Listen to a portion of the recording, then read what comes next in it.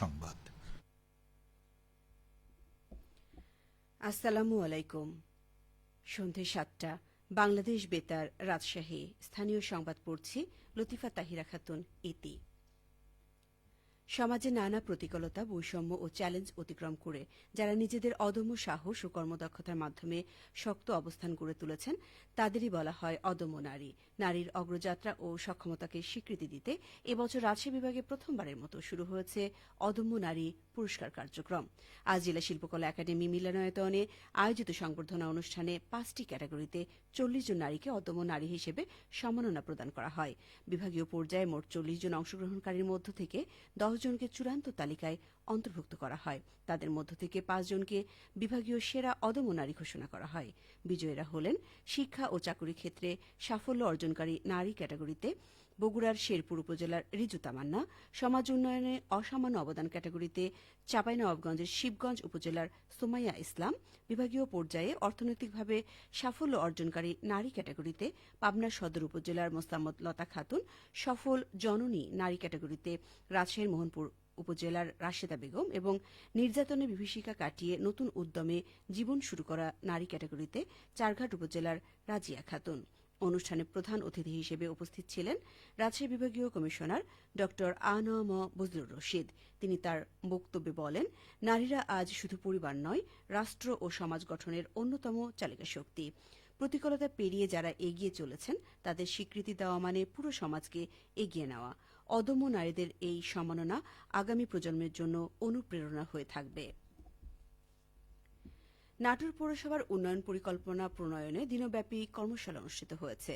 আজ পৌরসভার সম্মেলন কক্ষে আয়োজিত কর্মশালায় সভাপতিত্ব করেন নাটোর পৌরসভার প্রশাসক ও স্থানীয় সরকার বিভাগের উপপরিচালক AHM মাকফুরুল হাসান আব্বাসী। কর্মশালায় জানানো হয়, বিশ্বব্যাংকের সহযোগিতায় স্থানীয় সরকার প্রকৌশল বিভাগের আওতায় নাটোর পৌরসভার অবকাঠামো উন্নয়নে 150 কোটি টাকার উন্নয়ন কার্যক্রম বাস্তবায়ন হতে যাচ্ছে। বাস্তবায়নাধীন এসব প্রকল্প সামাজিক ও পরিবেশগত দিক বিবেচনা করে এবং নারীর অংশগ্রহণ নিশ্চিত করে পরিচালিত হবে। নাটোর পৌরসভা ছাড়াও দেশের 36টি জেলার 81টি পৌরসভা এবং 6টি সিটি কর্পোরেশনে একই প্রকল্প বাস্তবায়ন করা হবে। এসব প্রকল্প বাস্তবায়নের মাধ্যমে অর্থনৈতিক প্রবৃদ্ধি অর্জন, গ্রামীণ ও নগর এলাকার মধ্যে অর্থনৈতিক সম্পর্ক জোরদার এবং জলবায়ু সহনশীল নগর ব্যবস্থাপনা গড়ে তোলাই এই প্রকল্পের উদ্দেশ্য। নওগাঁর নিত্যপণ্যের বাজার দর কমতে শুরু করেছে, ফলে ভোক্তাদের মাঝে স্বস্তি ফিরেছে। ব্যবসায়ীরা বলছেন, সপ্তাহের ব্যবধানে সব ধরনের সবজিতে 5 থেকে 10 টাকা, মাছ মাংসের কেজিতে 10 থেকে 30 টাকা এবং ডিমের হালিতে 3 থেকে 4 টাকা কমেছে। আজ বাজার ঘুরে দেখা গেছে, পাইকারিতে প্রকারভেদে প্রতি কেজি আলু 15 থেকে 20 টাকা, শিম 30 টাকা, বেগুন 40 থেকে 50 টাকা, করলা 50 থেকে 55 টাকা, টমেটো 50 টাকা, মাঝারি আকারের লাউ 30 থেকে 35 টাকা, কাঁচা মরিচ 36 টাকা কেজি দরে বিক্রি হচ্ছে।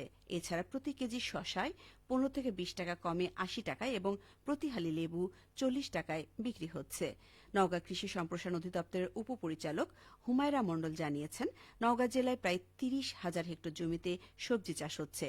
রমজানের শুরুতে হঠাৎই চাহিদা বাড়ায় বাজার দর কিছুটা ঊর্ধ্বমুখী ছিল। সরবরাহ বৃদ্ধি পাওয়ায় সেটি আবারও স্বাভাবিক পর্যায়ে নেমে এসেছে। সপ্তাহখানেকের মধ্যে গ্রীষ্মকালীন আগাম পটল, বেগুন ও অন্যান্য সবজির সরবরাহ বাড়লে আরও দাম কমে আসবে।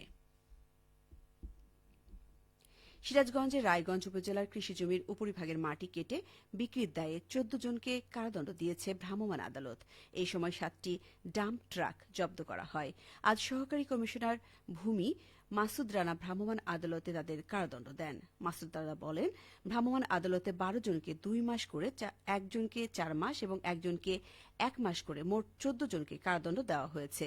তিনি বলেন, কৃষিজমির উপরিভাগের মাটি কেটে বিক্রি আইনত অপরাধ। কৃষিজমির উর্বরতা রক্ষা ও পরিবেশের ভারসাম্য বজায় রাখতে এ ধরনের অভিযান অব্যাহত থাকবে।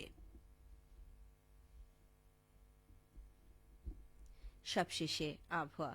আজ রাজশাহীতে সর্বোচ্চ তাপমাত্রা ছিল 30.8 ডিগ্রি এবং সর্বনিম্ন 16.8 ডিগ্রি সেলসিয়াস। সন্ধ্যে 6টায় বাতাসে আপেক্ষিক আর্দ্রতার পরিমাণ ছিল 53%। রাজশাহী ও পার্শ্ববর্তী এলাকায় আগামীকাল সেহরির শেষ সময় ভোর 5:13 সংবাদ শেষ হল। আমাদের পরবর্তী স্থানীয় সংবাদ প্রচারিত হবে আগামীকাল সকাল 8:10